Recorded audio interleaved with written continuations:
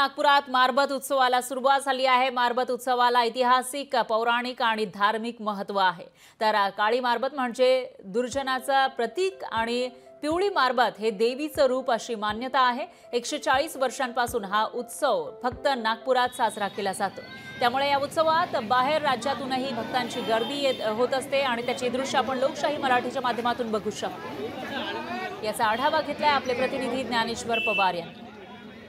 उपराजधानी नागपुरातील पौराणिक, ऐतिहासिक तसेच धार्मिक अशी परंपरा असलेला मारबत हा उत्सव जो आहे तो त्याला सुरुवात झालेली आहे। आपण आता सध्याला पिवळी मारबत या जवळ आपण पाहू शकतो की या ठिकाणी पिवळी मारबत जी आहे ती पूर्णतः या ठिकाणी सजवण्यात आलेली आहे आणि भाविक जे आहे ते यासाठी पिवळी मारबत याचं दर्शन करण्यासाठी या ठिकाणी रांग लावताना दिसून येत आहे।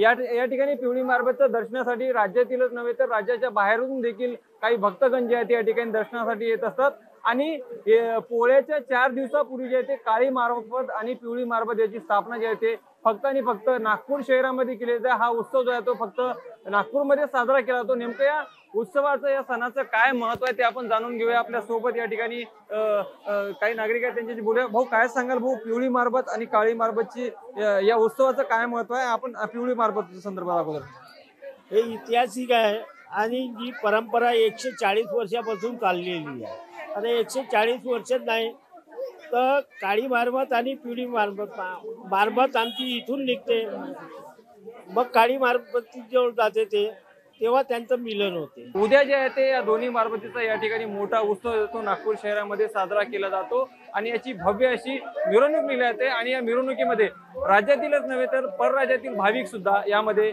मोठ्या हर्ष उल्हासाने सहभागी होतात। लोकशाही मराठी करता मी ज्ञानेश्वर पवार, नागपूर। लोकशाही मराठी ऐका, पहा, जागरूक रहा।